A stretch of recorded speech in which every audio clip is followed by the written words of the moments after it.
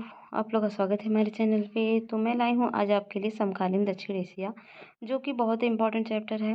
तो political science है ये क्लास 12 का एनसीईआरटी, जो कि हम करेंगे आज। तो एनसीईआरटी बहुत ही इंपॉर्टेंट है आपके लिए पढ़ने के लिए। तो पॉलिटिकल साइंस में हम चैप्टर नंबर 3 करेंगे। 1 2 हो चुका है, जिसमें हम बहुत सारे देशों के बारे में जान चुके हैं, भारत के साथ उनके संबंधों के बारे में भी जान चुके हैं। तो अब हम पढ़ेंगे समकालीन दक्षिण एशिया के बारे में। सॉरी। तो परिचय। आइए अब हम शीत युद्ध के दौर में विश्व के एक बड़े फलक पर हुए बदलाव से नज़र हटाकर अपना ध्यान अपने क्षेत्र यानी दक्षिण एशिया की ओर मोड़ें। 20वीं सदी के आखिरी सालों में जब भारत और पाकिस्तान ने खुद को परमाणु शक्ति संपन्न राष्ट्रों की बिरादरी में बैठा लिया, तो यह क्षेत्र अचानक पूरे विश्व की नज़र में महत्वपूर्ण हो उठा। स्पष्ट ही विश्व का ध्यान इस इलाके में चल रहे कई तरह के संघर्षों पर गया हुआ। तो इस क्षेत्र के देशों के बीच सीमा और नदी जल के बंटवारे को लेकर विवाद कायम है। इसके अतिरिक्त विद्रोह और जाति संघर्ष और संसाधनों के बंटवारे को लेकर होने वाले झगड़े भी इन वजहों से दक्षिण एशिया का इलाका बड़ा संवेदनशील और अनेक विशेषज्ञों का मानना है कि आज विश्व में यह क्षेत्र सुरक्षा के लिहाज से खतरे की आशंका वाला क्षेत्र है। साथ ही एक बात और है कि इस इलाके के बहुत सारे लोग इस तथ्य की निशानदेही करते हैं कि दक्षिण एशिया के देश अगर आपस में सहयोग करें तो यह क्षेत्र विकास करके समृद्ध बन सकता है। इस अध्याय में हम दक्षिण एशिया के देशों के बीच मौजूद संघर्षों की प्रकृति और इन देशों के आपसी सहयोग को समझने की कोशिश करेंगे। दक्षिण एशिया के देशों की घरेलू राजनीति से इन झगड़ों का या सहयोग का मिजाज तय होता है, अथवा यह इनके मूल में है। इस वजह से अध्याय में हम पहले दक्षिण एशिया के परिचय दिया जाएगा और कुछ देशों की घरेलू राजनीति की चर्चा की जाएगी। यह येगोनी डेलार्को ने सन 1830 में एक पेंटिंग बनाई थी। इसका शीर्षक था liberty leading the people. Painting में स्वतंत्रता की देवी को जनता की अगुवाई करते हुए चित्रित किया गया था। यहाँ दिया गया यह चित्र उसी पेंटिंग का सुभाष राय कृत रूपांतरण है। हिमाल the south Asian trust Nepal से सवाल। क्या है दक्षिण एशिया? तो भारत पाकिस्तान के बीच क्रिकेट मैच कितना तनावपूर्ण होता है, यह हम बखूबी जानते हैं। हमने यह भी देखा कि क्रिकेट मैच देखने के लिए पाकिस्तानी अथवा भारतीय फैंस जब एक दूसरे के देशों में पहुंचते हैं तो उनका बड़ा आदर सत्कार होता है, गर्मजोशी से मेजबानी की जाती है। यही हाल दक्षिण एशियाई मामलों का भी है। यह एक ऐसा क्षेत्र है जहाँ सद्भाव, शत्रुता, आशा और निराशा तथा पारस्परिक शंका और अविश्वास साथ साथ बसते हैं। शुरुआत हम एक बुनियादी सवाल से करें कि दक्षिण एशिया क्या है। तो अमूमन बांग्लादेश, भूटान, भारत, मालदीव, नेपाल, पाकिस्तान और श्रीलंका को इंगित करने के लिए दक्षिण एशिया पद का व्यवहार किया जाता है। उत्तर की विशाल हिमालय पर्वत श्रृंखला, दक्षिण का हिंद महासागर, पश्चिम का अरब सागर, पूर्व में मौजूद बंगाल की खाड़ी से यह इलाका एक विशिष्ट प्राकृतिक क्षेत्र के रूप में नजर आता है। यह भौगोलिक विशेषता ही इस उपमहाद्वीपीय क्षेत्र के भाषाई, सामाजिक तथा सांस्कृतिक अनूठेपन के लिए जिम्मेवार है। इस क्षेत्र की चर्चा में जब तब अफगानिस्तान, म्यांमार को भी शामिल किया जाता है। चीन इस क्षेत्र का एक प्रमुख देश है, लेकिन चीन को दक्षिण एशिया का अंग नहीं माना जाता है। इस अध्याय में हम दक्षिण एशिया पद का इस्तेमाल उपर्युक्त 7 देशों के लिए करेंगे। इस तरह परिभाषित दक्षिण एशिया हर अर्थ में विविधताओं से भरा पूरा इलाका है, फिर भी भू राजनीतिक धरातल पर यह एक क्षेत्र है। दक्षिण एशिया के विभिन्न देशों में एक सी राजनीतिक प्रणाली नहीं है। अनेक समस्याओं और सीमाओं के बावजूद भारत और श्रीलंका में ब्रिटेन से आज़ाद होने के बाद लोकतांत्रिक व्यवस्था सफलतापूर्वक कायम है। भारत में लोकतंत्र के विकास के बारे में आप एक और किताब में विस्तार से पढ़ेंगे। इस विकास में आज़ादी के बाद दिनों की भारतीय राजनीति की चर्चा की गई है। भारत के लोकतंत्र की बहुत सारी सीमाओं की तरह इंगित किया जा सकता है, लेकिन हमें याद रखना चाहिए कि एक राष्ट्र के रूप में भारत हमेशा लोकतांत्रिक रहा है। यही बात श्रीलंका पर लागू होती है। पाकिस्तान और बांग्लादेश में लोकतांत्रिक सैन्य दोनों तरह के नेताओं का शासन रहा है। शीत युद्ध के बाद के सालों में बांग्लादेश में लोकतंत्र कायम रहा। पाकिस्तान में शीत युद्ध के बाद के सालों में लगातार 2 लोकतांत्रिक सरकारें बनी। पहली सरकार बेनजीर भुट्टो और दूसरी नवाज शरीफ के नेतृत्व में कायम हुई, लेकिन इसके बाद 1999 में पाकिस्तान में सैनिक तख्ता पलट हुआ और 2008 से पहले यहाँ फिर से लोकतांत्रिक शासन है। 2006 तक नेपाल में संवैधानिक राजतंत्र था और इस बात का खतरा बराबर बना हुआ था कि राजा अपने हाथों में कार्यपालिका की सारी शक्तियां ले लेगा। 2008 में राजतंत्र को खत्म कर दिया गया और नेपाल एक लोकतांत्रिक गणराज्य के रूप में उभरा। बांग्लादेश और नेपाल के अनुभवों के आधार पर हम कह सकते हैं कि पूरे दक्षिण एशिया में लोकतंत्र एक स्वीकृत मूल्य बन चला है। दक्षिण एशिया के 2 सबसे छोटे देशों में भी ऐसे बदलाव की बयार बह रही है। भूटान 2008 में संवैधानिक राजतंत्र बन गया। राजा के नेतृत्व में बहुदलीय लोकतंत्र के रूप में उभरा। दूसरा द्विपक्षीय देश मालदीव 1968 तक सल्तनत हुआ करता था। 1968 में यह गणतंत्र बना और यहाँ शासन की अध्यक्षात्मक प्रणाली अपनाई गई। 2005 के जून में मालदीव की संसद ने बहुदलीय प्रणाली को अपनाने के पक्ष में एकमत से मतदान किया। मालदीवियन डेमोक्रेटिक पार्टी का देश के राजनीतिक मामलों में दबदबा एमडीपी ने 2018 में हुए चुनाव में जीत हासिल की। दक्षिण एशिया में लोकतंत्र का रिकॉर्ड मिला-जुला रहा है। इसके बावजूद दक्षिण एशियाई देशों की जनता लोकतंत्र की आकांक्षाओं में अभागी है। इस क्षेत्र की 5 बड़े देशों में हाल में ही एक सर्वेक्षण किया गया था। सर्वेक्षण से यह बात जाहिर हुई कि इन 5 देशों में लोकतंत्र को व्यापक जनसमर्थन हासिल है। इन देशों में हर वर्ग और धर्म के आम नागरिक लोकतंत्र को अच्छा मानते हैं और प्रतिनिधि मूलक लोकतंत्र की संस्थाओं का समर्थन करते हैं। इन देशों के लोग शासन की किसी और प्रणाली की अपेक्षा लोकतंत्र को वरीयता देते हैं और मानते हैं कि इसके देश के लिए लोकतंत्र ही ठीक है। यह निष्कर्ष बड़े महत्वपूर्ण है क्योंकि पहले ये माना जाता रहा है कि लोकतंत्र सिर्फ विश्व के धनी देशों में फल फूल सकता है। इस लिहाज से देखें तो दक्षिण एशिया के लोकतंत्र के अनुभवों से लोकतंत्र की वैश्विक कल्पना का दायरा बढ़ा है। आइए हम देखें कि भारत को छोड़कर दक्षिण एशिया के अन्य 4 बड़े देशों में लोकतंत्र का अनुभव कैसा रहा है। तो ये लोकतंत्र की तानाशाही के ऊपर वरीयता इसमें एक कथन है, तो चित्र देख सकते हैं आप। और लोकतंत्र बेहतर है। बांग्लादेश, भारत, नेपाल, पाकिस्तान और श्रीलंका की दिखा रहा है किस तरह के हैं। तो ये बहुत उपयोगी दक्षिण एशिया बांग्लादेश सबका है। तो यहाँ बाल मृत्यु दर, प्रतिशत सब अच्छे से देख लीजिए। दक्षिण एशिया का घटनाक्रम की बात करें 1947 से, तो 1947 में ब्रिटिश राज की समाप्ति के बाद भारत और पाकिस्तान का स्वतंत्र राष्ट्र के रूप में उदय हुआ। 1948 में श्रीलंका की आज़ादी मिली और कश्मीर को लेकर भारत और पाकिस्तान के बीच लड़ाई हुई। 1954-55 में पाकिस्तान शीत युद्धकालीन सैन्य गुट सीएटो और सेटो में शामिल हुआ और सितंबर 1960 में भारत पाकिस्तान ने सिंधु नदी जल समझौते पर हस्ताक्षर किए और 1962 में भारत और चीन के बीच सीमा विवाद हुआ।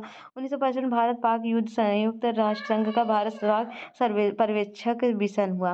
1966 में भारत और पाकिस्तान के बीच ताशकंद समझौता हुआ। शेख मुजीबुर रहमान ने पूर्वी पाकिस्तान को ज्यादा स्वायत्तता देने के लिए 6 सूत्री प्रस्ताव रखा। मार्च 1971 में बांग्लादेश के नेताओं द्वारा आज़ादी की उद्घोषणा हुई। अगस्त 1971 में भारत और सोवियत संघ के 20 सालों के लिए मैत्री संधि में दस्तखत किए गए। दिसंबर 1971 में भारत पाक युद्ध, बांग्लादेश की भूमि, जुलाई 1972 में भारत और पाकिस्तान के बीच शिमला समझौता और मई 1974 में भारत ने परमाणु परीक्षण किए। 1976 में पाकिस्तान और बांग्लादेश के बीच कूटनैतिक संबंध बहाल हुए और दिसंबर 1985 में दक्षिण के पहले सम्मेलन में दक्षिण एशिया के देशों ने दक्षिण के घोषणा पत्र पर हस्ताक्षर किए। 1987 में भारत श्रीलंका समझौता, भारतीय शांति सेना का श्रीलंका में अभियान हुआ। 1988 मालदीव के भाड़े के सैनिकों द्वारा किए गए षड्यंत्र का नाकाम करने के लिए भारत ने वहां सेना भेजी। भारत और पाकिस्तान के बीच एक दूसरे के परमाणु ठिकाने और सुविधाओं पर हमला न करने के समझौतों पर हस्ताक्षर हुए। 1988-91 में पाकिस्तान, बांग्लादेश और नेपाल में लोकतंत्र की बहाली हुई। 1993 में दक्षिण के 7वें सम्मेलन में आपसी व्यवहार के दक्षिण के देशों को वरीयता देने की संधि सैप्टा पर हस्ताक्षर हुआ। दिसंबर 1996 में गंगा नदी के पानी में हिस्सेदारी के मसले पर भारत और बांग्लादेश के बीच परवक्का संधि पर हस्ताक्षर हुए और मई 1998 में भारत पाकिस्तान में परमाणु परीक्षण किए गए। दिसंबर 1998 में भारत पाकिस्तान श्रीलंका मुक्त व्यापार संधि पर हस्ताक्षर किए गए। फरवरी 1999 में भारत के प्रधानमंत्री अटल बिहारी वाजपेयी बस यात्रा पर लाहौर गए तथा शांति के घोषणा पत्र पर हस्ताक्षर किए। जून जुलाई 1999 में भारत और पाकिस्तान के बीच कारगिल युद्ध हुआ। जुलाई 2001 में वाजपेयी मुशर्रफ के बीच आगरा बैठक असफल रहा और फरवरी 2004 में 12वें दक्षिण सम्मेलन में मुक्त व्यापार संधि सैप्टा पर हस्ताक्षर हुए। 2007 में अफगानिस्तान दक्षिण का सदस्य बना और नवंबर 2014 में 18वां दक्षिण सम्मेलन काठमांडू, नेपाल में हुआ।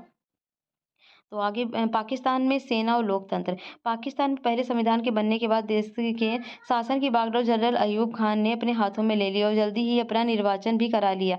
उनके शासन के खिलाफ जनता का गुस्सा भड़का और ऐसे में उन्हें अपना पद छोड़ना पड़ा। इससे एक बार फिर सैनिक शासन का रास्ता साफ हुआ और जनरल यहिया खान ने शासन की बागडोर संभाली। यहिया खान के सैनिक शासन के दौरान पाकिस्तान को बांग्लादेश संकट का सामना करना पड़ा। 1971 में भारत के साथ पाकिस्तान का युद्ध हुआ। युद्ध के परिणाम स्वरूप पूर्वी पाकिस्तान टूटकर एक स्वतंत्र देश बना और बांग्लादेश कहलाया। इसके बाद पाकिस्तान में जुल्फिकार अली भुट्टो के नेतृत्व में एक निर्वाचित सरकार बनी जो 1971-77 तक कायम रही। 1977 में जनरल जियाउल हक ने इस सरकार को गिरा दिया। 1982 के बाद जनरल जियाउल हक को लोकतंत्र समर्थक आंदोलन का सामना करना पड़ा। 1988 में एक बार फिर बेनजीर भुट्टो ने नेतृत्व में लोकतांत्रिक सरकार बनी। पाकिस्तान में इसके बाद की राजनीति बेनजीर भुट्टो की पाकिस्तान पीपुल्स पार्टी और मुस्लिम लीग के आपसी होड़ के इर्द-गिर्द घूमती रही। निर्वाचित लोकतंत्र की यह व्यवस्था 1999 तक कायम रही। 1999 में एक बार फिर सेना ने दखल दी और जनरल परवेज मुशर्रफ ने प्रधानमंत्री नवाज शरीफ को हटा दिया। 2001 में परवेज मुशर्रफ ने अपना निर्वाचन राष्ट्रपति के रूप में कराया। पाकिस्तान पर सेना की हुकूमत थी। हालांकि सैनिक शासकों ने अपने शासन को लोकतांत्रिक जताने के लिए चुनाव कराया। 2008 में पाकिस्तान में लोकतांत्रिक तरीके से चुने गए नेता शासन कर रहे हैं।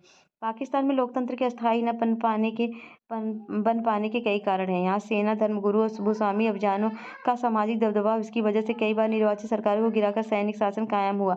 पाकिस्तान की भारत के साथ तानातानी रहती है और इस वजह से सेना समर्थन समूह ज़्यादा मजबूत, और अक्सर ये समूह दलील देते हैं कि पाकिस्तान के राजनीतिक दलों और लोकतंत्र में खोट और राजनीतिक दलों के स्वार्थ साधन तथा लोकतंत्र की दमा चौकड़ी से पाकिस्तान की सुरक्षा खतरे में पड़ेगी। इस तरह से ये ताकतें सैनिक शासन को जायज़ ठहराती हैं और लोकतंत्र तो खैर पाकिस्तान में पूरी तरह सफल नहीं हो सका, लेकिन इस देश में लोकतंत्र का जज्बा बहुत मजबूती से साथ कायम रहा। पाकिस्तान में अपेक्षाकृत स्वतंत्र और साहसी प्रेम मौजूद है और वहाँ मानवाधिकार आंदोलन भी काफ़ी मजबूत है। पाकिस्तान में लोकतांत्रिक शासन चले, इसके लिए कोई खास अंतर्राष्ट्रीय समर्थन नहीं मिला। इस वजह से भी सेना को अपना प्रभुत्व कायम करने के लिए बढ़ावा मिला। अमेरिका तथा अन्य पश्चिमी देशों ने अपने अपने स्वार्थों से गुजरे वक्त में पाकिस्तान के में सैनिक शासन को बढ़ावा दिया, और इन देशों को उस आतंकवाद से डर लगता है जिसे देश से विश्वव्यापी इस्लामी आतंकवाद कहते हैं। इस देशों को यह भी डर सताता है कि पाकिस्तान परमाणविक हथियार कहीं इन आतंकवादी समूहों के हाथ न लग जाए। इस बातों के मद्देनजर पाकिस्तान को ये देश पश्चिम तथा दक्षिण एशिया में पश्चिमी हितों का रखवाला मानते हैं। तो ये है सेना के जनरल पाकिस्तान के राष्ट्रपति के रूप में पाकिस्तान के शासक परवेज मुशर्रफ की दोहरी भूमिका की ओर एक कार्टून संकेत करता है। तो ठीक है, बांग्लादेश में लोकतंत्र 1947 से 1971 तक बांग्लादेश पाकिस्तान का अंग था। अंग्रेजी राज के समय के बंगाल और असम के विभाजित हिस्सों में पूर्वी पाकिस्तान का इस क्षेत्र बना था। इस क्षेत्र के लोग पश्चिमी पाकिस्तान के दबदबे में अपने ऊपर उर्दू भाषा को लादने के खिलाफ थे। पाकिस्तान के निर्माण के तुरंत बाद ही यहाँ के लोगों ने बंगाली संस्कृति और भाषा के साथ किए जा रहे दुर्व्यवहार के खिलाफ विरोध जताना शुरू कर दिया। इस क्षेत्र की जनता से प्रशासन अपने न्यायोचित प्रतिनिधित्व तथा राजनीतिक सत्ता में समुचित हिस्सेदारी की मांग भी उठाई। पश्चिम पाकिस्तान के प्रभुत्व के खिलाफ जन संघर्ष का नेतृत्व शेख मुजीबुर रहमान ने किया। उन्होंने पूर्व क्षेत्र के लिए स्वायत्तता की मांग की और शेख मुजीबुर रहमान के नेतृत्व वाली अवामी लीग को 1970 के चुनाव में पूरी पाकिस्तान की सारी सीटों पर विजय मिली। अवामी लीग को संपूर्ण पाकिस्तान के लिए प्रस्तावित संविधान सभा में बहुमत हासिल हो गया, लेकिन सरकार या पश्चिमी पाकिस्तान के नेताओं का दबदबा था और सरकार ने इस सभा को आहूत करने से इनकार कर दिया। शेख मुजीब को गिरफ्तार कर लिया गया और जनरल अय्या खां के सैनिक शासन ने पाकिस्तानी सेना ने बंगाली जनता के आंदोलन को कुचलने की कोशिश की। हजारों लोग पाकिस्तानी सेना के हाथों मारे गए। इस वजह से ये पूरी पाकिस्तान से बड़ी संख्या में ये लोग भारत पलायन कर गए। भारत के सामने इन शरणार्थियों को संभालने की समस्या खड़ी हुई। भारत की सरकार ने पूर्वी पाकिस्तान के लोगों को आज़ादी की मांग का समर्थन किया और उन्हें वित्तीय और सैन्य सहायता दी। इनके परिणामस्वरूप 1971 में भारत और पाकिस्तान के बीच युद्ध छिड़ गए और युद्ध की समाप्ति पूर्वी पाकिस्तान में पाकिस्तानी सेना के आत्मसमर्पण तथा एक स्वतंत्र राष्ट्र बांग्लादेश के निर्माण के साथ हुई। बांग्लादेश में अपना संविधान बनाकर उसमें अपने को एक धर्मनिरपेक्ष, लोकतांत्रिक तथा समाजवादी देश घोषित किया। बहरहाल 1975 में शेख मुजीबुर रहमान ने संविधान में संशोधन कराया और संसदीय प्रणाली की जगह अध्यात्मक शासन प्रणाली को मान्यता मिली। शेख मुजीब ने अपनी पार्टी अवामी लीग को छोड़कर अन्य सभी पार्टियों को समाप्त कर दिया। इससे तनाव और संघर्ष की स्थिति पैदा हुई और 1975 के अगस्त में सेना ने उनके खिलाफ बगावत कर दी और इस नाटकीय तथा त्रासद घटनाक्रम में शेख मुजीब सेना के हाथों मारे गए और नए सैनिक शासक जियाउर रहमान ने अपनी बांग्लादेश नेशनल पार्टी बनाई। 1989 में चुनाव के विजयी रहे और जियाउर रहमान की हत्या हुई। अब लेफ्टिनेंट जनरल एम इरशाद के नेतृत्व में बांग्लादेश में एक और सैनिक शासन ने बागडोर संभाली, लेकिन बांग्लादेश की जनता जल्दी ही लोकतंत्र के समर्थन में उठ खड़ी हुई और आंदोलन में छात्र आगे चल रहे थे। बाध्य होकर जनरल इरशाद ने एक हद तक राजनीतिक गतिविधियों की छूट दी। इसके बाद वे समय से जनरल इरशाद 5 साल के लिए राष्ट्रपति निर्वाचित हुए। जनता के व्यापक विरोध के आगे झुकते हुए लेफ्टिनेंट जनरल इरशाद को राष्ट्रपति का पद 1990 में छोड़ना पड़ा। 1991 में चुनाव हुए। इसके बाद बांग्लादेश में बहुदलीय चुनाव पर आधारित प्रतिनिधित्व मूलक लोकतंत्र कायम है। नेपाल में राजतंत्र और लोकतंत्र। नेपाल अतीत में एक हिंदू राज्य था, फिर आधुनिक काल में कई सालों तक यहाँ संवैधानिक राजतंत्र रहा। संवैधानिक राजतंत्र के दौर में नेपाल नेपाल की राजनीतिक पार्टियां और आम जनता ज़्यादा खुले और ज़्यादा उत्तरदायी शासन की आवाज़ उठाते रहे। लेकिन राजा ने सेना की सहायता से शासन पर पूरा नियंत्रण कर लिया और नेपाल में लोकतंत्र की राह अवरुद्ध हो गई। एक मजबूत लोकतंत्र समर्थन आंदोलन की चपेट में आकर राजा ने 1990 में नए लोकतांत्रिक संविधान की मांग मान ली। नेपाल में लोकतांत्रिक सरकारों का कार्यकाल अ, बहुत छोटा और समस्याओं से भरा रहा। 1990 के दशक में नेपाल के माओवादी नेपाल के अनेक हिस्सों में अपना प्रभाव जमाने में कामयाब हुए। माओवादी राजा सत्ताधारी अभियान के खिलाफ सशस्त्र विद्रोह करना चाहते थे। इस वजह से राजा की सेना और माओवादी गुरिल्लों के बीच हिंसक लड़ाई छिड़ गई। कुछ समय तक राजा की सेना, लोकतंत्र समर्थकों और माओवादियों के बीच त्रिकोणीय संघर्ष हुआ। 2002 में राजा ने संसद को भंग कर दिया, सरकार को गिरा कर दिया और इस तरह नेपाल ने भी जो थोड़ी बहुत लोकतंत्र था उसे राजा ने खत्म कर दिया। अप्रैल 2006 में यहाँ देशव्यापी लोकतंत्र समर्थक प्रदर्शन हुए और संघर्षरत लोकतंत्र समर्थक शक्तियों ने अपनी पहली बड़ी जीत हासिल की जब राजा ज्ञानेंद्र के बाध्य होकर संसद को बहाल किया।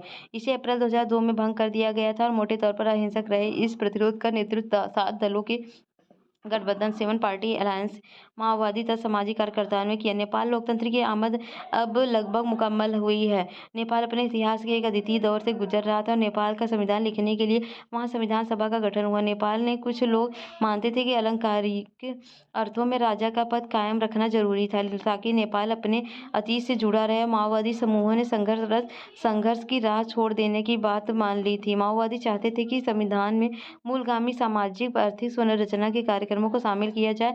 7 दलों के गठबंधन में शामिल हर एक दल को यह स्वीकार नहीं थी।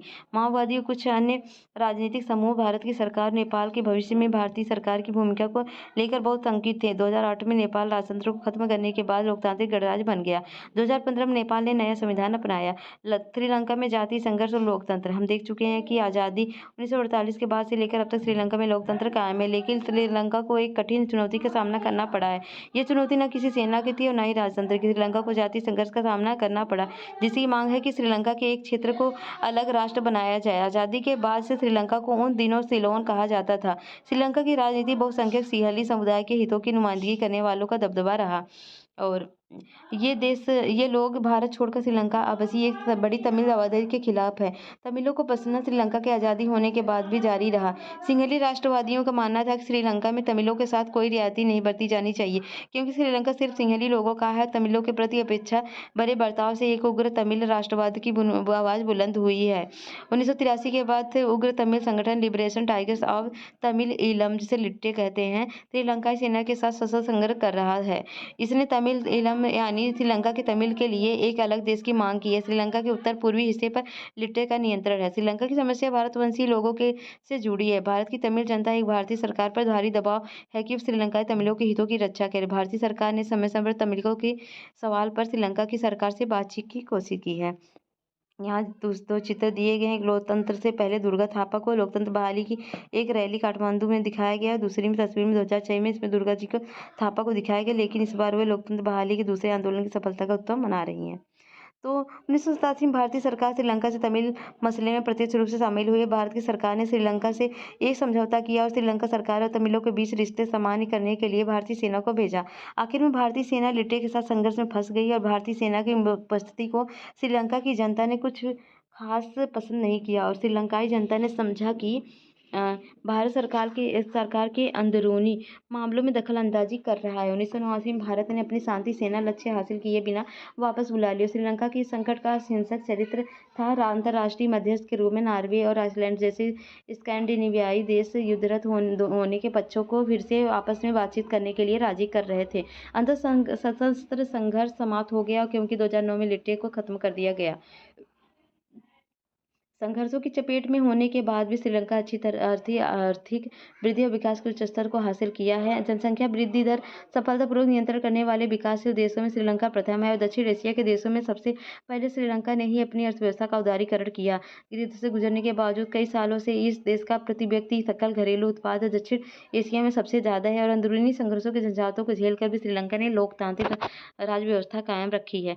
भारत पाकिस्तान संघर्ष। आइए अब हम घरेलू राजनीति के दायरे में बाहर निकले और इस क्षेत्र के अंतर्राष्ट्रीय संबंधों में ऐसे दायरों पर नजर डालें जहां संघर्ष हुए हैं। शीत युद्ध की समाप्ति यह अर्थ नहीं है कि इस इलाके में भी संघर्ष और तनाव समाप्त हो गए। हम आंतरिक लोकतंत्र पर या जातीय संघर्ष के मसलों पर खुद पर हुए टकराव को देख चुके हैं, लेकिन कुछ महत्वपूर्ण संघर्ष अंतर्राष्ट्रीय प्रकृति के भी हैं। दक्षिण एशिया में भारत की स्थिति केंद्रीय है और इस वजह से इसमें अधिकांश संघर्षों का रिश्ता भारत से है। इस संघर्ष में सबसे प्रमुख और सर्वव्यापी संघर्ष भारत और पाकिस्तान के बीच का संघर्ष है। विभाजन के तुरंत बाद दोनों देश कश्मीर के मसले पर लड़ पड़े। पाकिस्तान की सरकार का दावा था कि कश्मीर पाकिस्तान का है। भारत और पाकिस्तान के बीच 1947-48 तथा 1965 के बीच युद्ध के इस मसले का समाधान नहीं हुआ। 1948 के युद्ध के फलस्वरूप कश्मीर के दो हिस्से हो गए। एक हिस्सा पाकिस्तान अधिकृत कश्मीर कहलाया और जबकि दूसरा हिस्सा भारत जम्मू कश्मीर प्रांत बना। दोनों के बीच एक नियंत्रण सीमा रेखा है। 1971 में भारत ने पाकिस्तान के खिलाफ एक निर्णायक युद्ध जीता, लेकिन कश्मीर मसला अनसुलझा ही रहा। सामरिक मसलों जैसे सियाचिन ग्लेशियर पर नियंत्रण, हथियारों की होड़ को लेकर भी भारत और पाकिस्तान के बीच तनातनी रहती है। 1990 के दशक में दोनों देशों के परमाणु हथियार और देसी हथियारों को एक दूसरे से दागने की क्षमता तथा मिसाइल हासिल कर लिए। इससे दोनों देशों के बीच हथियारों की होड़ ने एक नया चरित्र ग्रहण किया। 1998 में भारत ने पोखरण में और इसके कुछ दिनों के अंदर ही पाकिस्तान में चगाई पहाड़ी पर परमाणु परीक्षण किए। इसके बाद से ये ऐसा लगता है कि भारत और पाकिस्तान एक सैन्य संबंध में बंध चुके हैं और इसके बीच सीधे और सर्वव्यापी युद्ध छिड़ने की आशंका कम हो गई है। तो आगे बात करें तो लेकिन दोनों देशों की सरकारें लगातार एक दूसरे को संदेह की नज़र से देखती हैं। भारत सरकार का आरोप है कि पाकिस्तान सरकार ने लुके छिपे ढंग से हिंसा की रणनीति जारी रखी है। आरोप है कि वह कश्मीरी उग्रवादियों को हथियार, प्रशिक्षित धन देता है तथा भारत पर आतंकी हमले के लिए उन्हें सुरक्षा प्रदान करता है। भारत सरकार का यह भी मानना है कि पाकिस्तान ने 1985 और 95 की अवधि में खालिस्तान समर्थक उग्रवादियों को हथियार तथा गोले बारूद दिए थे। पाकिस्तान की खुफिया एजेंसी इंटर सर्विसेज इंटेलिजेंस पर बांग्लादेश और नेपाल के गुप्त ठिकानों में पूर्वोत्तर भारत में भारत विरोधी अभियानों के संलग्न होने का आरोप है। इसके जवाब में पाकिस्तान की सरकार भारतीय सरकार और उसकी खुफिया एजेंसियों पर सिंध और बलूचिस्तान में समस्या को भड़काने का आरोप लगाती है। भारत और पाकिस्तान के बीच नदी जल बंटवारे के सवाल पर भी तनातनी हुई है। 1960 के दशक के दोनों के बीच सिंधु नदी के इस्तेमाल को लेकर तीखे विवाद हुए हैं। संयोग से 1960 में विश्व बैंक की मदद से भारत और पाकिस्तान के सिंधु जल संधि पर दस्तखत किए गए और साथ यह संधि भारत पाक के बीच कई संघर्षों के बावजूद अब भी कायम है। हालांकि सिंधु जल संधि की व्याख्या और नदी जल के इस्तेमाल को लेकर अभी भी कुछ मोटे विवाद हैं। कच्छ के रण में सर्किल की सीमा रेखा को लेकर दोनों देशों के बीच मतभेद हैं। यह विवाद छोटा जान पड़ता है, लेकिन इसके साथ एक चिंता जुड़ी हुई है। इस विवाद का समाधान जिस ढंग से किया जाएगा उसका असर सर्किल के इलाके से सटे समुद्री संसाधन के नियंत्रण पर भी पड़ेगा। भारत और पाकिस्तान के बीच इन सभी मामलों के बारे में वार्ताओं के दौर चल रहे हैं। भारत और उसके अन्य पड़ोसी देश बांग्लादेश और भारत के बीच गंगा और ब्रह्मपुत्र नदी के जल की हिस्सेदारी सहित कई मुद्दे पर मतभेद है। भारतीय सरकारों के बांग्लादेश से नाखुश होने के कारण में भारत में अवैध प्रवास पर ढाका से खंडन और भारत विरोधी इस्लामी कट्टरपंथी जमातों का समर्थन भारतीय सेना को पूर्वोत्तर भारत में जाने के लिए अपने इलाके से रास्ता देने से बांग्लादेश के इनकार, ढाका के भारत की प्राकृतिक गैस निर्यात न करने के फैसले तथा म्यांमार को बांग्लादेशी इलाकों से होकर भारत को प्राकृतिक गैस निर्यात न करने देने जैसे मसले शामिल हैं। बांग्लादेश की सरकार का मानना है कि भारतीय सरकार नदी जल में हिस्सेदारी के सवाल पर इलाके के दादा की तरह बदलाव करती है। इसके अलावा भारत सरकार का चटगांव पर्वतीय क्षेत्र में विद्रोह को हवा देने, बांग्लादेश के प्राकृतिक गैसों में सेंधमारी करने और व्यापार में बेईमानी बरतने के भी आरोप हैं। विवादों के बावजूद भारत और बांग्लादेश के कई मसलों पर सहयोग करते हैं और पिछले 20 वर्षों के दौरान दोनों के बीच आर्थिक संबंध ज़्यादा बेहतर हुए हैं। बांग्लादेश भारत के लुक ईस्ट और 2014 में एक्ट ईस्ट हिस्सा है और इस नीति के अंतर्गत म्यांमार के जरिए दक्षिण पूर्व एशिया से संपर्क साधने की बात है। आपदा प्रबंधन और पर्यावरण के मसले पर भी दोनों देशों ने निरंतर सहयोग किया है। 2015 में दोनों ने कुछ परिप्रेक्ष्य का आदान प्रदान किया है। इस बात के भी प्रयास किए जा रहे हैं कि साझे खतरों को पहचान कर तथा एक दूसरे की जरूरतों के प्रति ज़्यादा संवेदनशीलता बरत कर सहयोग के दायरे को बढ़ाया जाए। भारत और नेपाल के बीच मधुर संबंध है और दोनों देशों के बीच एक संधि हुई है। इस संधि के तहत दोनों देशों के नागरिक एक दूसरे के देश में बिना पासपोर्ट और वीजा के आ जा सकते हैं और काम कर सकते हैं। खास संबंधों के बावजूद दोनों देशों के बीच अतीत में व्यापार के संबंधित मनमुटाव पैदा हुए हैं। नेपाल की चीन के साथ दोस्ती को लेकर भारत सरकार ने अक्सर अपनी अप्रसन्नता जताई है। नेपाल भारत सरकार भारत विरोधी तत्वों के खिलाफ कदम नहीं उठाती है और इससे भी भारत नाखुश है। भारत की सुरक्षा एजेंसी नेपाल में चल रहे माओवादी आंदोलन को अपनी सुरक्षा के लिए खतरा मानती है, क्योंकि भारत में बिहार से लेकर आंध्र प्रदेश तक विभिन्न प्रांतों में नक्सलवादी समूह का उभार हुआ है। नेपाल में बहुत से लोग यह सोचते हैं कि भारत की सरकार नेपाल के अंदरूनी मामलों में दखल दे रही है और उनके नदी, जल तथा बिजली पर आग गड़ाए हुए है। चारों तरफ से जमीन से घिरे नेपाल को लगता है कि भारत उसको अपने भू क्षेत्र में होकर समुद्र तक पहुंचने से रोकता है। बहरहाल भारत और नेपाल के संबंध एकदम मजबूत और शांतिपूर्ण हैं। विभेदों के बावजूद दोनों देश व्यापार, वैज्ञानिक सहयोग और साझे प्राकृतिक संसाधन है। बिजली उत्पादन और जल प्रबंधन ग्रिड के मसले पर भी एक साथ। नेपाल में लोकतंत्र की बहाली से दोनों देशों के बीच संबंधों की मजबूत होने की उम्मीद बंधी है। श्रीलंका और भारत की सरकारों के संबंधों में तनाव इस द्वीप में जारी जाति संघर्ष को लेकर, जब तमिल आबादी राजनीतिक रूप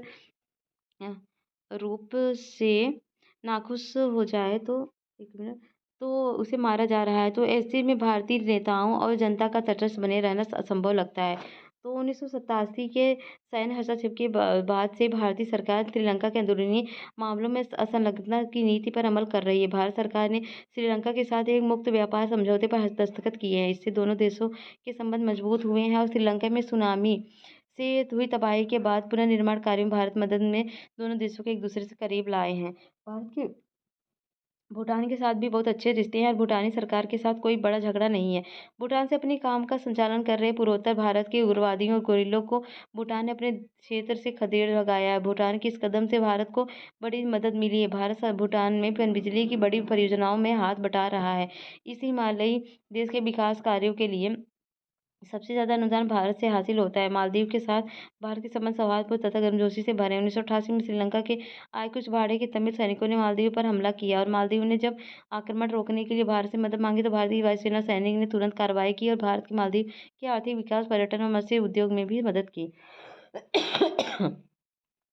भारत का आकार बड़ा है और शक्तिशाली है। इसकी वजह से आपस के छोटे देशों का भारत के इरादों को लेकर शक करना लाजमी है। दूसरी तरफ भारत सरकार को अक्सर महसूस होता है कि उसके पड़ोसी देश उतना बेजा फायदा उठा रहे हैं और भारत नहीं चाहता है कि इस देशों में राजनीतिक अस्थिरता पैदा हो। उसे भय लगता है कि ऐसी स्थिति में बाहरी ताकतों को इस क्षेत्र में प्रभाव जमाने में मदद मिलेगी। छोटे देशों को लगता है कि भारत दक्षिण एशिया में अपना दबदबा कायम करना चाहता है।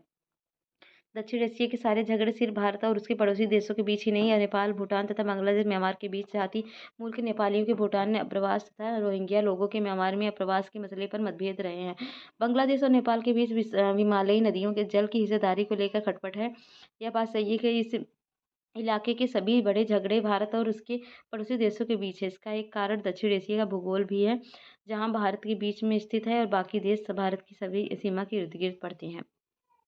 शांति और सहयोग। क्या दक्षिण एशिया के देश एक दूसरे का सहयोग करते हैं या एक दूसरे से सिर्फ लड़ते हैं? इसके संघर्षों के बावजूद दक्षिण एशिया के देश आपस में दोस्ताना रिश्ते तथा सहयोग के महत्व को पहचानते हैं और शांति के प्रयास द्विपक्षीय भी हुए हैं और क्षेत्रीय स्तर पर भी हुए। जो है कि South Asian Association for Regional Cooperation SAARC दक्षिण एशियाई देशों द्वारा बहुस्तरीय साधनों में आपस में सहयोग करने की दिशा में उठाया गया बड़ा कदम है। इसकी शुरुआत 1985 में हुई। दुर्भाग्य से विभेदों की मौजूदगी के कारण दक्षेस को ज़्यादा सफलता नहीं मिली और दक्षेस के सदस्य देशों ने सन 2002 में दक्षिण एशियाई मुक्त व्यापार क्षेत्र समझौता सेप्टा पर दस्तखत किए हैं और इसमें पूरे दक्षिण एशिया के मुक्त व्यापार क्षेत्र का बनाने का वायदा है।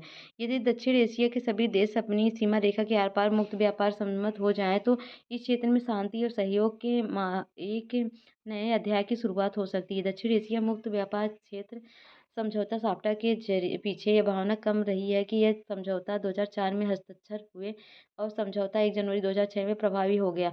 इस समझौते का लक्ष्य है कि इन देशों के बीच आपसी व्यापार में लगने वाले सीमा शुल्कों को कम कर दिया जाए और कुछ छोटे देश मानते हैं कि साप्टा की ओर वोट लेकर लगभग भारत के बाजार में सेंध मारना चाहता है और व्यावसायिक उद्यम तथा व्यावसायिक मौजूदगी के जरिए उनके समाज और राजनीतिक स्तर पर असर डालना चाहता है। भारत सोचता है कि साप्टा से इस क्षेत्र के हर देश को फायदा होगा और क्षेत्र में व्यापार बढ़ने से राजनीतिक मामलों पर सहयोग ज़्यादा बेहतर होगा। भारत में कुछ लोगों का मानना है कि साप्टा के लिए परेशान होने की ज़रूरत नहीं है। भारत भूटान, नेपाल और श्रीलंका से पहले की द्विपक्षीय व्यापार समझौता कर चुका है। हालांकि भारत और पाकिस्तान के संबंध कभी खत्म न होने वाले झगड़ों और हिंसा की एक कहानी जान पड़ते हैं।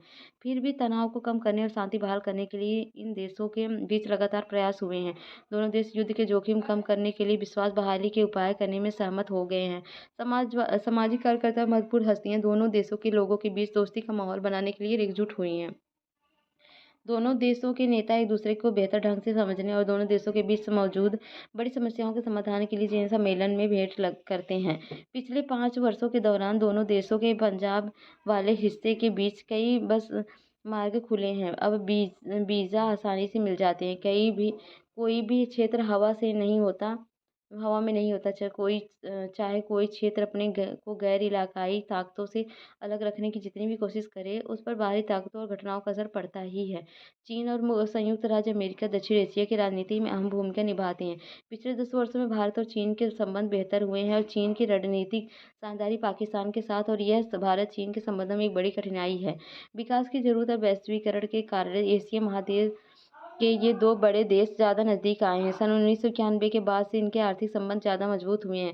शीत युद्ध के बाद दक्षिण एशिया में अमेरिकी प्रभाव तेजी से बढ़ा है और अमेरिका ने शीत युद्ध के बाद भारत और पाकिस्तान दोनों से अपने संबंध बेहतर किए हैं। वह भारत पाक के बीच लगातार मध्यस्थ की भूमिका निभा रहा है। दोनों देशों में आर्थिक सुधार हुए हैं और उदार नीतियां अपनाई गई हैं, जिससे दक्षिण एशिया में अमेरिकी भागीदारी ज़्यादा गहरी हुई है और अमेरिका में दक्षिण एशिया मूल के लोगों को संख्या अच्छी खासी है। फिर भी इस क्षेत्र की जनसंख्या और बाजार का आकार भी भारी भरकम है। इस कारण इस क्षेत्र की सुरक्षा और शांति के विषय में अमेरिका के हित भी बंधे हुए हैं। बहरहाल, दक्षिण एशिया के संघर्षों को आशंका वाले क्षेत्र के रूप में पहचाना जाता है रहेगा, अथवा एक ऐसे क्षेत्रीय गुट के रूप में उभरेगा जिसके सांस्कृतिक गुण, धर्म तथा व्यापारिक हित एक हैं। यह बात किसी बाहरी शक्ति से ज़्यादा यहाँ के लोग और सरकारों पर निर्भर करती है। तो ठीक है, एक चैप्टर यहीं पर खत्म होता है। कैसा लगा चैप्टर? पूरे क्वेश्चन को पढ़िएगा और इसको आंसर करने का प्रयत्न करिएगा। तो कैसा लगा इसको बताइए ज़रूर। राय जानने से पहले चैनल को लाइक शेयर सब्सक्राइब करिएगा। मिलते हैं नेक्स्ट वीडियो में, तब तक के लिए जय हिंद, बाय बाय।